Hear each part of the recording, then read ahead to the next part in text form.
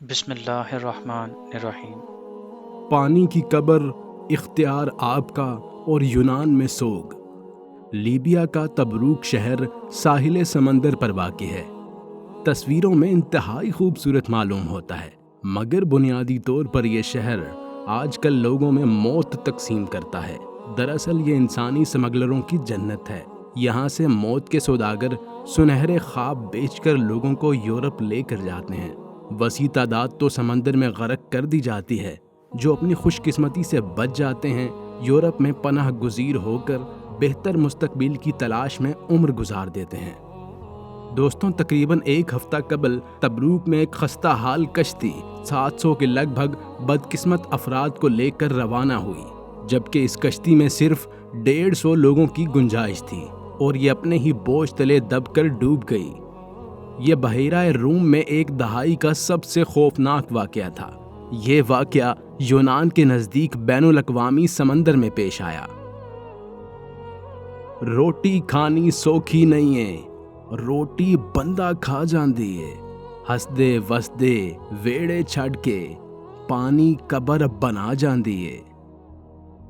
کافی لوگ سمندر میں ڈوب چکے ہیں، لاپتہ افراد کی تعداد بھی کافی زیادہ ہے اور سینکڑوں مہاجرین کو زندہ بھی بچا لیا گیا ہے۔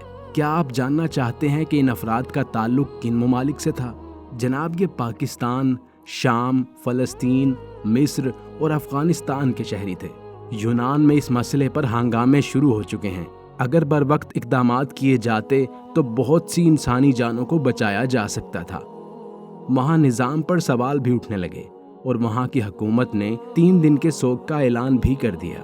مگر غور کریں کہ یہ کن ممالک کے باشندے تھے؟ یہ تمام مسلمان ممالک کے باشندے تھے۔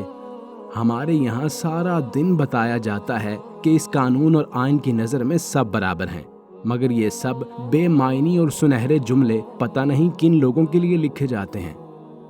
ہر ایک کر دی ایک کہانی، روٹی ٹکر دی فکر نہ مانی، بندے ایہی سوچے ایتھے، 2 ڈنگ روٹی کیوں کھانی۔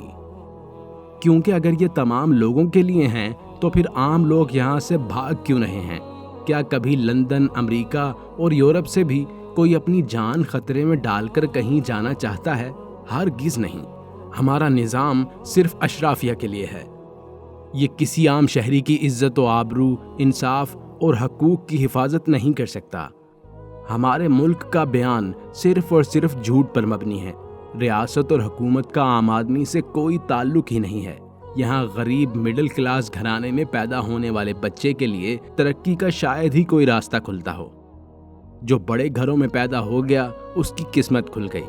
یہاں سیاستدان اپنی اولاد کے علاوہ کسی کو آگے آتے ہوئے برداشت نہیں کر سکتے۔ وہ کسی اور کی اولاد کی ترقی کیسے برداشت کریں گے؟ انسانی سمگلر بڑی آسانی سے لوگوں کو لیبیا تک لے گیا، یعنی ملکی سرحدوں کو باہر نکلنے کے لیے آسان بنایا گیا ہے۔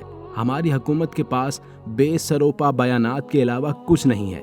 جو بندے گرفتار ہوئے اگر کسی بڑے کے جاننے والے ہوئے تو چند دن میں بری ہو جائیں گے، اور یہ واقعہ بھی کچھ دن کے بعد لوگوں کے ذہنوں سے نکل جائے گا اور دھندا پھر وہیں سے شروع ہو جائے گا جہاں کچھ دیر کے لیے رکا تھا۔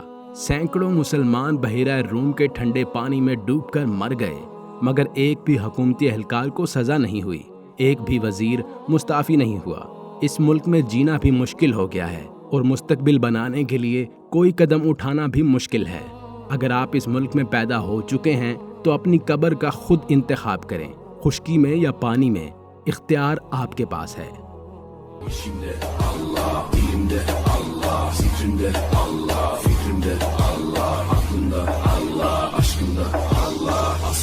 Allah, kanımda Allah, hasbi Rabbi.